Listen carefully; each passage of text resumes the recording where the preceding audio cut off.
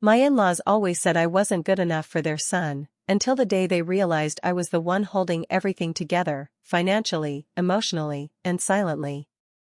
They chose their perfect daughter-in-law over me, so I quietly took everything back. Stick with me while I share my story, and if it touches you, don't forget to support our channel by hitting that subscribe button, dropping a like, and sharing it with the people you care about. My name is Emily Carter. I grew up in a small town in Ohio, simple background, nothing fancy about me. I worked hard, believed in love, and never thought that being ordinary would one day be used against me. I met Jason Miller at a friend's cookout.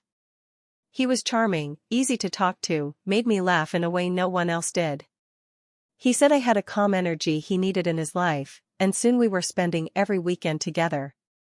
I fell for him fast, but I didn't know then how much his parents influenced him. Robert and Linda Miller were polite at first, welcoming even, but I could feel something behind their smiles. They came from money, old family business, and I could sense they expected someone more polished. Small remarks started showing. Linda would say things like, "You're sweet, Emily," not like those career women, with a tone that didn't feel like a compliment. Robert once asked if I planned to aim higher or stay in my modest job forever. I brushed it off because I loved their son, and love, I believed, could soften even the coldest walls. Jason assured me I was imagining things, that his parents just needed time to know me. I held on to his words like a promise. When Jason proposed, I said yes with my whole heart. Our wedding was nice, though I could tell his mother didn't like the simple decor. She whispered to her sister thinking I wouldn't hear, saying, "A church wedding would have been more proper." I looked away and smiled, pretending it didn't sting. Marriage started sweet. We moved into a small apartment, cooked dinner together, planned our future. I worked extra shifts when money was tight, wanting us to build something solid. But the comments from his parents never really stopped. They visited and pointed out everything I did wrong. Why not use a better brand? You should dress more classy. Jason deserves the best. Little things, but they piled up. Jason changed slowly.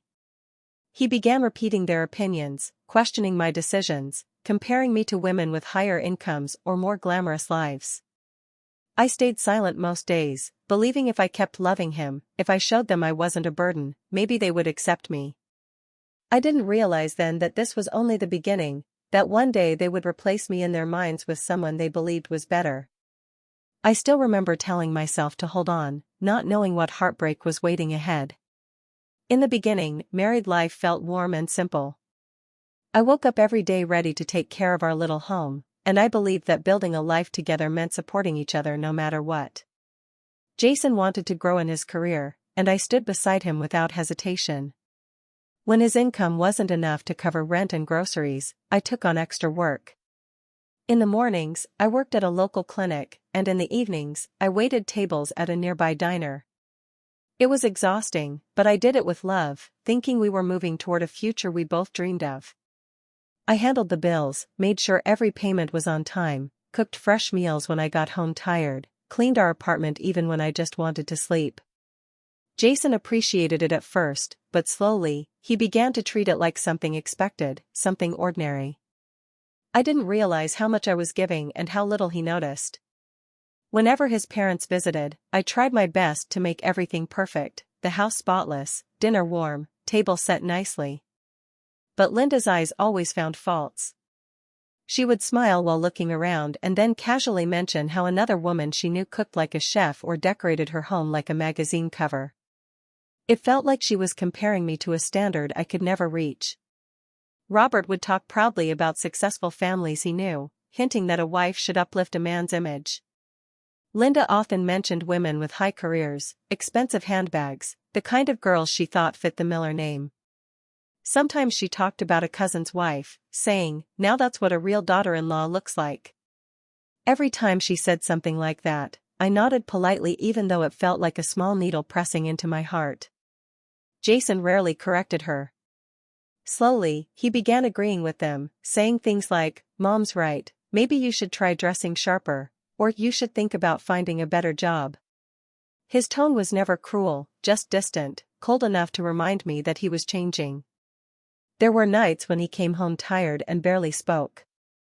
I would sit next to him, hoping for conversation, but he was somewhere else in his mind, somewhere closer to his parents than to me.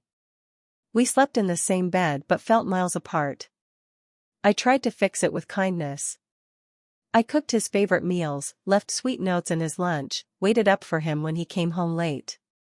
I told myself that every marriage had phases, and if I stayed patient, things would get better. Deep down, I kept hoping that one day his parents would see my efforts, that Jason would return to the man I first loved. I told myself love could heal distance, even though it felt like that distance was growing more every day. But hope can be heavy when you carry it alone, and I didn't know then how much heavier it was going to get. Everything started to change the day Haley Thompson came into our lives. She was everything my in-laws admired, wealthy, polished, always perfectly dressed, with a smile that seemed to charm everyone instantly. Linda called her so refined and Robert kept saying how responsible and sophisticated she seemed. From the moment they met, I could feel the shift in the air. Haley didn't just visit, she seemed to move in emotionally, finding her place with Jason's parents faster than I ever could. At first, it was small things. Haley was invited to dinners at their house without me. I would get polite phone calls or a text, while she received enthusiastic praise and compliments in person. She brought gifts, expensive ones, for Robert and Linda, and they would gush over her thoughtfulness. Every time I saw it, I felt invisible, like I was standing in the background of my own life. I tried not to show it, but the feeling of being replaced settled in my chest like a heavy weight. Linda openly compared me to Haley in subtle ways. At one lunch, she smiled at me and said, "Haley really knows how to make Jason happy, don't you think, Emily?" I forced a smile, but the words stung more than she could imagine. Robert would nod along, adding, "It's good to see someone so capable around our family." I realized they weren't just praising Haley, they were showing me exactly how they thought I fell short. The hardest part was watching Jason. Slowly, almost imperceptibly, he began to mirror his parents. He would mention Haley in casual conversation, how she managed her own finances, how she seemed elegant, how his parents said she was the right kind of woman for a family. He wasn't cruel, but his words were comparisons, and they cut deeper than any argument could. When I tried to tell him how I felt, he would shrug, saying, "You're overthinking it, Emily. Mom and Dad just like her." I felt a sharp loneliness, like the person I married was slipping away, being shaped by his parents' approval rather than by love for me. Every dinner, every visit, every compliment toward Haley reminded me that I was no longer enough. I cooked meals, managed bills, worked long hours, and still, she was the perfect daughter-in-law in their eyes. I kept quiet, held my head high, pretending I was fine. But inside, I felt replaced. My husband's eyes no longer lingered on me like they used to, they were distracted, comparing, measuring, and silently agreeing with what his parents wanted. That's when the real heartbreak began, not with loud arguments, not with fights, but with the quiet betrayal of someone who used to love me now measuring me against someone else. I realized then that I had to make a choice, continue feeling invisible in my own marriage or find a way to reclaim my life and my worth, quietly, without giving them the satisfaction of knowing how much they had hurt me. The betrayal hit me harder than I could have imagined. It wasn't sudden, it crept in slowly, like ice forming over water. One evening, I overheard Jason on the phone with his parents, talking about Haley. I didn't mean to listen, but their words were impossible to ignore. Robert and Linda were practically pushing him to divorce me, telling him he deserved someone better, someone more like Haley. They didn't hide their opinions anymore, they openly discussed replacing me as if I was nothing. Soon, Jason started changing even more. He came home late, sometimes not at all, claiming long hours at work. My calls went unanswered, texts left unread. When he was home, he was distant, distracted, his eyes often wandering as if he was somewhere else entirely. I began noticing things I hadn't before, the way he smiled at his phone, the secretive conversations he'd have, the little excuses that didn't add up. My gut told me what I feared, he was getting close to Haley. I didn't see anything physical, but the emotional closeness was undeniable. It felt like someone was slowly stealing my husband from me, and there was nothing I could say to stop it. The night I heard it clearly was one I will never forget. I came home earlier than usual and walked past the living room where Jason's parents and Haley were visiting. I froze when I heard Linda whisper to Haley, "You'd make a better Miller than Emily ever could." The words cut me to the bone. I felt my chest tighten, a mix of anger, sadness, and disbelief washing over me. I wanted to shout, to cry, to run away, but I didn't. Instead, I forced myself to stay calm. I realized in that moment that nothing would change if I reacted with emotion. I needed a plan, a way to protect myself and everything I had built. That night, I began taking careful steps. I started documenting everything, our finances, my contributions to the household, the money I had used to support Jason while he built his career, everything I had done that had kept us afloat. I created a folder for receipts, bank statements, and even small notes I had kept about expenses I covered. It wasn't easy, and every document reminded me of the unfairness of it all. I felt betrayed, yes, but I also felt a quiet determination building inside me. I couldn't stop what was happening with Jason, but I could control what happened next in my life. I knew the road ahead would be hard, but I also knew that remaining silent and calm, while gathering proof, would be my strength. For the first time in months, I felt a flicker of hope, not for my marriage, but for myself. I realized that the only way to survive this betrayal was to protect myself quietly, to plan, and to prepare for the day when I would finally take back what was mine. One evening, Jason came home later than usual. I had hoped we could talk, maybe start to bridge the distance that had grown between us, but the moment he walked in, I knew something had changed completely. He didn't smile, didn't hug me, didn't even sit down to talk like we used to. Instead, he looked at me with a cold, distant expression and said plainly, "My parents think Haley is right for me. I think so too. Let's separate." There was no apology, no hint of regret, no softening of words. Just cold selfishness. I felt my chest tighten, my hands shake, but I didn't scream, didn't beg, didn't cry in front of him. I realized then that nothing I had done mattered to him anymore, that my love, my effort, my sacrifices, they had all been invisible to him and his parents. The next few days were unbearable. Jason's parents threw a small dinner in Haley's honor, celebrating what they considered a better match. I watched quietly from the sidelines, my heart breaking, every laugh and compliment toward Haley stabbing at me. But even as I felt shattered inside, a strange clarity came over me. I wasn't going to fight, I wasn't going to beg, and I wasn't going to give them the satisfaction of seeing me broken in front of them. I began taking action quietly. Late at night, after Jason had gone out, I contacted a lawyer and started filing the necessary paperwork. I gathered all the documentation I had been keeping, proof of the money I contributed, the bills I had paid, the hours I had worked to keep us afloat, even evidence of the property and business shares that had been under our names. Everything I had built with my hard work was going to be recognized legally, and no one would take it from me without accountability. The thought of confronting Jason or his parents directly never crossed my mind. I didn't need to yell or cry to prove my worth. I realized that my silent strength was more powerful than any argument. I had invested my time, my energy, and my money into this marriage and our life together, and I wasn't about to let their selfishness erase all of it. As I packed a small bag and quietly left the apartment, I felt a strange mix of pain and determination.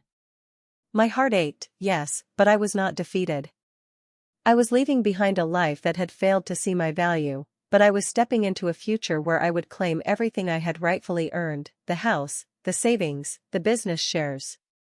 I promised myself I would take it all back, legally and quietly, and that day would be the start of a new chapter where my worth would no longer depend on anyone else's approval. After leaving, I wasted no time. I met with a lawyer the very next day and laid everything out clearly, every dollar I had contributed, every bill I had paid, every hour I had worked to support our life together. I showed him the receipts, bank statements, and even detailed notes I had kept over the years. The more I presented, the more I realized just how much I had silently built while everyone around me assumed I was insignificant.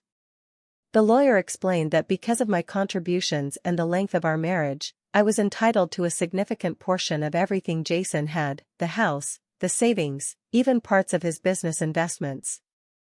I had always known I had worked hard, but seeing it recognized legally gave me a quiet sense of power I hadn't felt in months. I didn't need to announce it to anyone yet. In fact, staying silent was part of the plan. I could feel the Millers underestimating me already, thinking I would be hurt, angry, or walk away quietly. Meanwhile, Haley continued her performance as the perfect future daughter-in-law. She called, visited, and flaunted herself with gifts and charm, trying to cement her place in the family. Every time I heard about her, I smiled quietly to myself. They thought she had won, that I had lost, but they had no idea that the real battle had just begun. I stayed calm, patient, and collected, letting them enjoy their illusion of victory while I prepared my next steps. Jason, in particular, made the mistake of assuming I would remain passive. He casually mentioned to his parents that Emily would probably just take her things and disappear.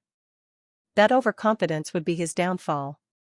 He didn't see the careful planning, the evidence, or the legal knowledge I had gained in these few weeks. He didn't understand that I wasn't just protecting what was mine, I was reclaiming it, and I wasn't going to apologize for it. When the court proceedings began, Jason's face changed immediately. He seemed shocked, even angry, as my lawyer presented each piece of evidence one by one. I didn't need to speak much, my documentation spoke louder than words. The judge listened carefully, asked questions, and noted everything. Jason realized that this wasn't going to be easy, and that every contribution he had taken for granted was being recognized formally, legally, and in full. I stayed composed, sitting quietly in the courtroom, letting the proceedings unfold. Inside, I felt a mix of satisfaction and calm determination. I was no longer powerless, no longer invisible. My silence, my patience, and my careful planning had put me in control. The Millers had underestimated me, Jason had underestimated me, and Haley had no idea that the person she thought was defeated was quietly taking back everything she had tried to steal from me. The day the judge announced the decision, I felt a quiet sense of relief. Every detail I had documented, every effort I had made, had been recognized. The court ruled in my favor. I received a major portion of Jason's business stakes, the savings I had helped accumulate, and a fair spousal support arrangement. It wasn't about punishment, it was about justice, about reclaiming what I had worked so hard to build. I also requested the proceeds from the house we had shared, the home I had helped pay for and maintain for years. The judge granted it without hesitation. I didn't shout or celebrate. I simply nodded, thanked my lawyer, and walked out. Jason's face fell as the reality hit him. He looked shocked, his composure cracking for the first time. Linda's fury was obvious, she glared at me with disbelief, unable to understand how I had taken control without confrontation. Haley, who had strutted around thinking she was the victor, shifted uncomfortably beside him, realizing that her presence meant nothing when the truth of my contributions was revealed. I stayed graceful throughout it all. I didn't need to yell, argue, or call anyone out. My silence spoke louder than any words ever could. It was a quiet, unshakable power, the kind that comes from knowing your worth and standing by it. They had underestimated me, and the shock in their eyes was confirmation enough that my patience and planning had worked. I moved into a new apartment shortly after. It was small, modest, and mine. For the first time in years, I felt peace in my own space. I unpacked slowly, taking the time to arrange things exactly how I wanted, creating a home that reflected me, not anyone else's expectations. The sense of freedom and independence was intoxicating. Meanwhile, I started to notice the consequences on Jason's life. The business we had worked on together, the one he had depended on me to manage, began to struggle. Without my financial oversight, bills were missed, budgets mismanaged, and decisions were rushed. I didn't gloat, but I couldn't help feeling a quiet satisfaction that the people who had dismissed my contributions were now facing the reality of what I had truly provided. Each day, as I rebuilt my life, I felt lighter. I no longer carried the weight of their disapproval or the pain of being compared to someone else. I had reclaimed my dignity, my resources, and my independence. It was a powerful lesson in patience, in strength, and in the quiet way revenge can unfold, not through anger or shouting, but through preparation, composure, and the knowledge that sometimes the strongest statement is simply standing firm and letting justice take its course. Months passed, and I watched from a distance as the world I had left behind began to unravel. Haley, who had once seemed so certain of her place in the Miller family, started noticing cracks she hadn't expected. Jason's business was struggling without my management, bills piled up, and financial decisions were failing. Haley quickly realized that being with him wasn't as easy or glamorous as she had imagined. One day, she stepped back, telling everyone she needed someone more stable.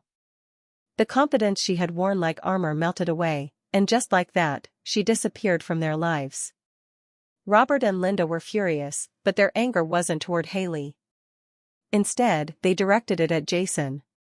They blamed him for losing a good wife like me, for letting someone leave who had built so much for their family. Their disappointment and frustration were palpable every time I heard about their arguments or saw glimpses of their frustration during family gatherings I no longer attended. They had pushed for change, wanted perfection, and now faced the consequences of underestimating me. Jason, on the other hand, spiraled.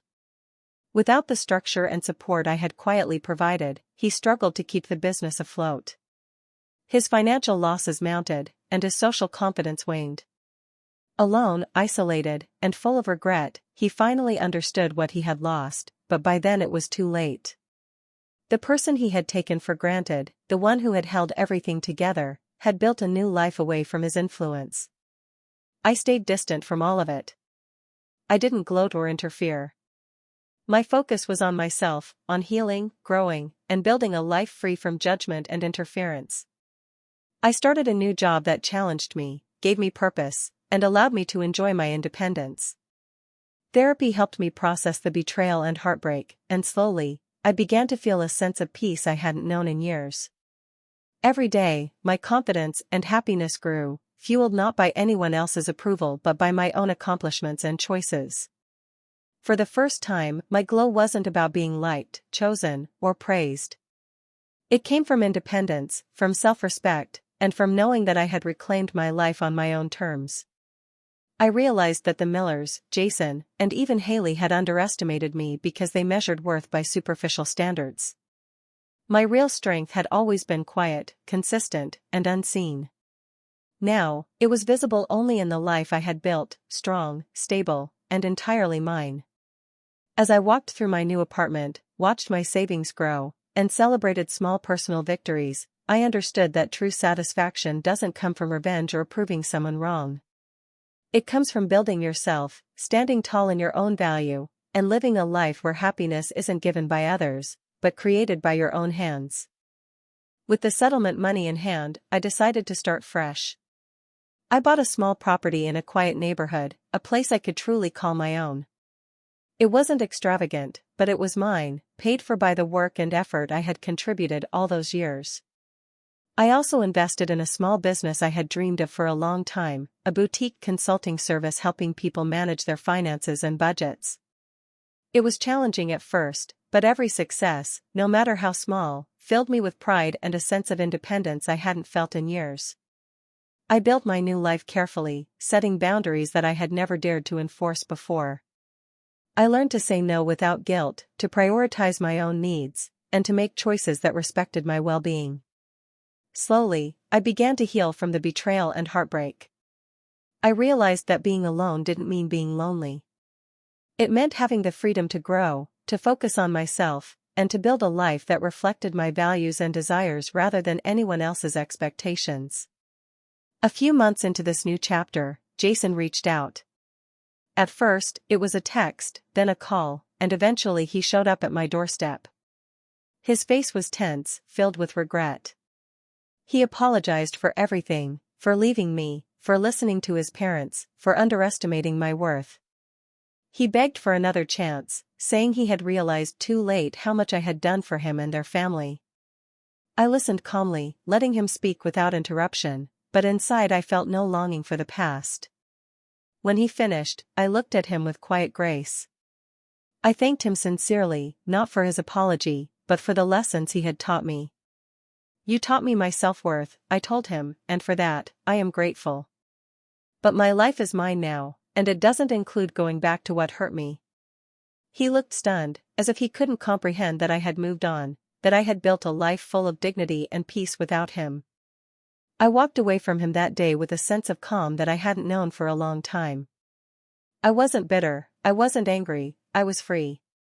My happiness no longer depended on anyone else's approval or presence.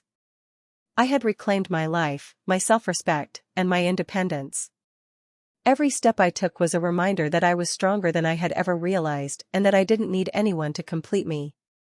For the first time, I understood what it meant to truly rise from the pain of betrayal. It wasn't about revenge or making anyone feel regret.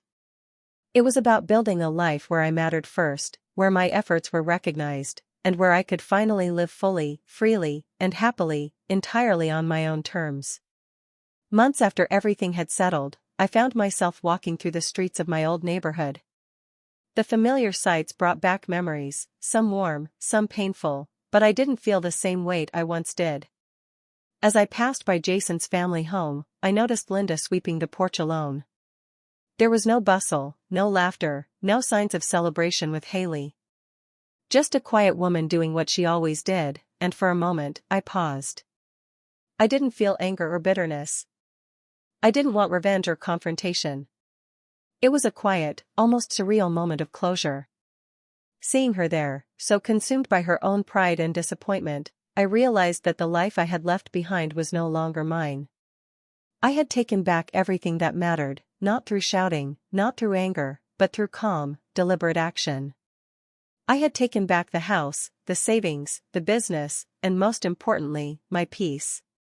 They had chosen someone else over me, but in doing so, they had underestimated what I was truly capable of. As I walked on, I reflected on the journey I had endured. Every betrayal, every small insult, every moment of being made to feel invisible had taught me something vital. I had learned to value myself, to recognize my own worth, and to build a life that no one could take from me. My independence, my strength, and my happiness were mine alone. I realized that sometimes the most powerful form of revenge isn't in punishing others, it's in rising above them, in living fully and freely while they remain stuck in their own expectations and regrets. I want to speak directly to anyone listening, especially women who feel overlooked or undervalued. Never let anyone make you feel small. When someone doesn't appreciate your effort, your love, or your presence, don't shrink. Value yourself first. Protect your peace. Work quietly, patiently, and deliberately to reclaim what is yours. You don't need to prove yourself to anyone through anger or confrontation. Your actions and your calm strength speak louder than words ever could. Silence, when paired with resolve and dignity, is often the loudest form of power. That day, I walked away from the old neighborhood with a sense of completion I had never known. No resentment, no longing, only quiet confidence and satisfaction. I knew I had survived betrayal, heartbreak, and underestimation, and I had emerged stronger than ever. My life was mine, shaped by my own hands, guided by my own choices, and illuminated by my own strength. Sometimes, the most meaningful victories are the quiet ones, the ones where you reclaim your dignity, your peace, and your sense of self. And that's exactly what I had done.